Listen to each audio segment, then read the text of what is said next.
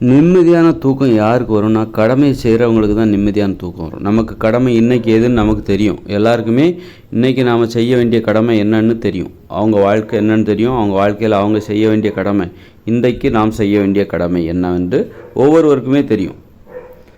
ஒரு லட்சியவாதிகளுக்கு அது தெளிவாக தெரியும். நாம் இன்றைக்கி இதெல்லாம் செய்யணும். லட்சியவாதிகளுக்கு அவங்க தெரியும். அதை செஞ்சால் தான் அவங்களுக்கு வந்து திருப்தியாக தூக்கம் வரும். ஒரு நிம்மதியான ஒரு தூக்கமே வரும். ஒரு அலட்சியவாதிகளுக்கு அது தெரியாது.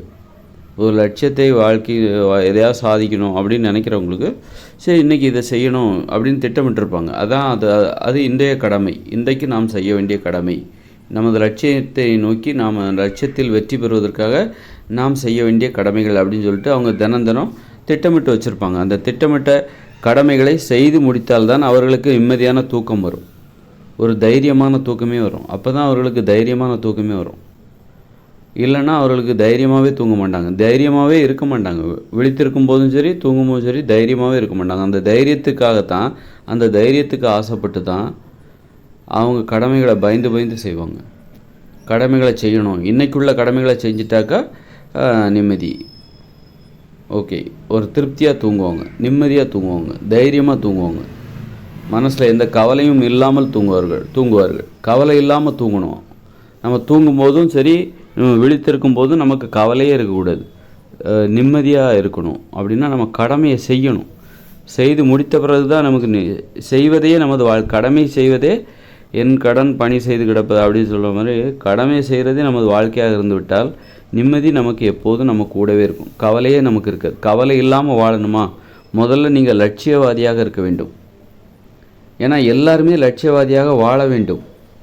ஆனால் அலட்சியவாதிகளாக நம்ம வாழ்ந்துக்கிட்டு இருக்கோம். நமக்குன்னு ஒரு லட்சியமே இல்லாமல் நிறைய பேர் அலட்சியவாதிகளாக வாழ்ந்து கொண்டு இருக்கிறார்கள். அப்படின்னா அவர்கள் நினச்சிட்ருக்காங்க அலட்சியவாதிகளாக வாழ்ந்துக்கிட்டு சந்தோஷமாக இருந்துடலான்னு சொல்லிட்டு. கண்டிப்பாக முடியவே முடியாது. கவலை இல்லாமல் வாழ்ந்து விடலாம் என்று அலட்சியவாதிகளாக வாழ்ந்து கொண்டிருக்கிறார்கள். லட்சியவாதிகளை விமர்சிக்கிட்டு இதெல்லாம் எதுக்கு, எல்லாம் ஒரு நாள் போக தான் போகிறாங்க, எல்லோரும் தேவை தான் போகிறாங்க, எதுக்கு தேவையில்லை, வந்து பொழப்ப பார்த்தோமா போனோமா அப்படின்னு சொல்லிட்டு அவநம்பிக்கையை ஏற்படுத்துகிற வார்த்தைகளை பேசிட்டு, அலட்சியமான வார்த்தைகளை பேசிட்டு அவங்க போவாங்க. ஆனால் அவங்க மகிழ்ச்சியாக இருப்பதற்காக நிறைய வேலைகளை செய்வாங்க. கண்டிப்பாக அது வந்து மகிழ்ச்சியை கண்டிப்பாக தராது. அவர்களுடைய கவலையையும் துன்பத்தையும் அது அதிகரித்து கொண்டே போகும். நிம்மதியாக அவர்களுக்கு இருக்காது. அதனால் நிம்மதியாக இருக்கணும், நிம்மதியாக வாழ வேண்டும், நிம்மதியாக தூங்க வேண்டும், கவலை இல்லாமல் வாழ வேண்டும், கவலை இல்லாமல் தூங்க வேண்டும், மகிழ்ச்சியாக வாழ வேண்டும், மகிழ்ச்சியாக தூங்க வேண்டும். அப்படின்னாக்கா நாம் லட்சியவாதியாக இருக்கணும், அலட்சியவாதிகளாக இருக்கக்கூடாது, பிழைப்புவாதிகளாக இருக்கக்கூடாது. நமக்குன்னு ஒரு லட்சியம் இருக்கணும். அந்த லட்சியத்தை அடைவதற்கு நாம் திட்டமிடணும். இன்றைக்கி நாம் இந்த கடமைகளை செய்யணும், நாளைக்கு இப்போ இந்த ஒரு மாதம் இந்த வேலைகளை நம்ம செய்யணும், அடுத்த மாதம் அந்த வேலையை செய்யணும் அப்படின்னு நம்ம திட்டமிடணும். அப்போ திட்டமிட்டால் தான் நமது லட்சியத்தை நாம் அடைவோம். அப்போ தான் நமக்கு ஒரு நிம்மதியான தூக்கமே வரும். நாம் நமது கடமையை, லட்சியத்தை அடைவதற்கான அந்த கடமை, சாதிப்பதற்கான அந்த கடமைகளை நாம் செய்யாத போது நமக்கு ஒரு குற்ற உணர்ச்சி இருக்கும். அர்த்தமற்ற ஒரு வாழ்க்கை வாழ்வது போன்று தோன்றும். கவலை வந்து மனசில் அதிகமாகிடும். மனசு பாரமாக இருக்கும். ஒரு தைரியமே இல்லாமல் இருக்கும். ஒரு குற்ற உணர்ச்சியாக இருக்கும். அதனால் ஒரு லட்சிய உணர்ச்சிக்குள்ளே போயிட்டிங்கன்னா அது உங்களை வந்து ஆட்கொண்டு உங்களை வந்து இயக்க ஆரம்பித்து விடும்.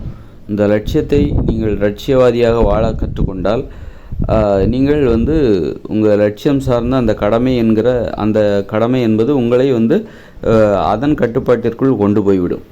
அந்த லட்சியத்திற்காக, அந்த லட்சியம் சார்ந்த கடமைகளுக்காக நீங்கள் எந்த எல்லைக்கும் போவீங்க. அந்த துணிச்சல் அது கொடுக்கும்.